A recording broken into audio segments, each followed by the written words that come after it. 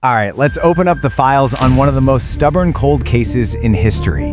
Case file SM48. For more than 75 years, this one has had investigators completely stumped by one single question. Today, we're going to go through the evidence piece by piece, and you'll see why. So, it all starts with this one simple fact. December 1st, 1948, on Somerton Beach in South Australia, a man is found. He was well-dressed, just propped up against a seawall. He almost looked peaceful, but trust me, there was nothing simple about what happened next. And right there, that's the absolute heart of this thing. I mean, sure, the cause of death was a mystery. They suspected some kind of untraceable poison. But that was never the real puzzle. The real head-scratcher, the thing that's still an active investigation, has always been about his identity. Just, who was this guy?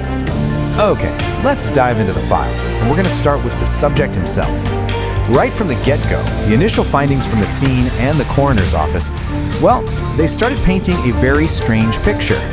So the coroner figures he's about 40, 45 years old, and in absolutely top-notch physical shape. But here's where it gets weird. His hands were soft, no calluses, no sign of hard work, and yet his calf muscles were incredibly well developed, almost like a professional dancer's. This wasn't just some random guy on the beach. His own body was telling a story of some kind of specialized, intense training. And that idea, specialization, it leads us right to the physical evidence found in his body.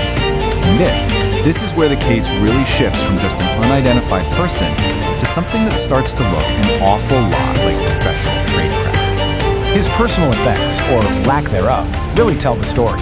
Okay, no wallet, no ID, that can happen. But having every single label professionally cut from your clothes, that's not an accident. That is a deliberate act to erase who you are. And the real clincher, a custom-sewn hidden pocket in the waistband of his pants, that is not standard issue. It was put there for a reason.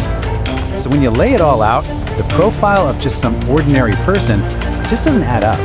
But when you look at the profile of a professional operative, deliberately removed labels, custom hidden compartments, zero identifiers, it's a perfect match.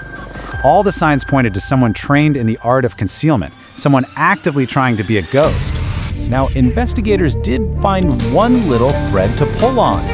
In a suitcase they thought was his, a few things had the name T.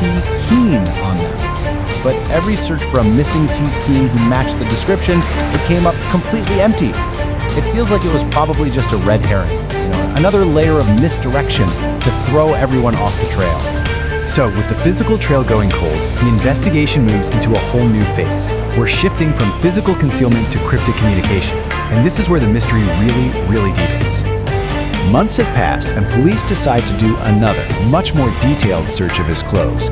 And that's when they finally figure out what that hidden pocket was for. Tucked deep inside, they find this tiny scrap of paper, rolled up super tight. The way this thing was hidden, it had to be important. And on that tiny scrap of paper were just two words, Tamam Shud. It's a Persian phrase, comes from an old poem, and it means it is ended, or it is finished. Investigators figured out it had been torn from the very last page of a specific, pretty rare book.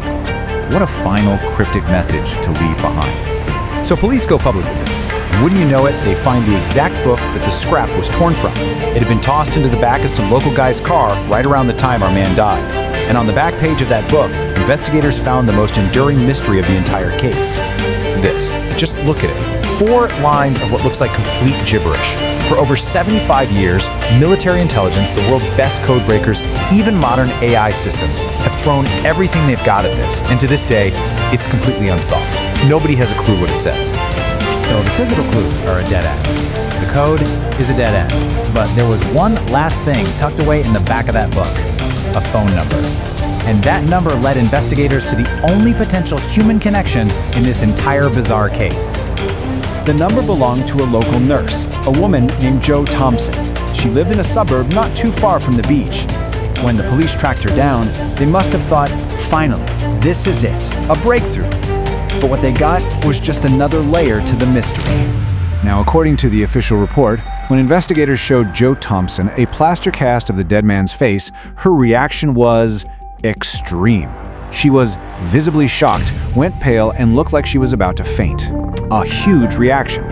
But despite all that, she denied everything, swore she'd never seen them before in her life. Whatever she knew, she never said another word about it, and she took her secrets to the grave. So here's where the case file is today. After decades of absolutely nothing, a DNA breakthrough in 2022 gave them a new lead. It suggests he had European ancestry. And yet, he's still unidentified, and that code is still a complete enigma. The investigation is just as cold as it's ever been. Which brings us right back to where we started, with the same questions they were asking back in 1948. Was he a spy whose mission was finished? Was he a lover leaving one last cryptic note? Or is this a story we haven't even begun to imagine? The only thing we know for sure is the file on the Somerton man remains wide open.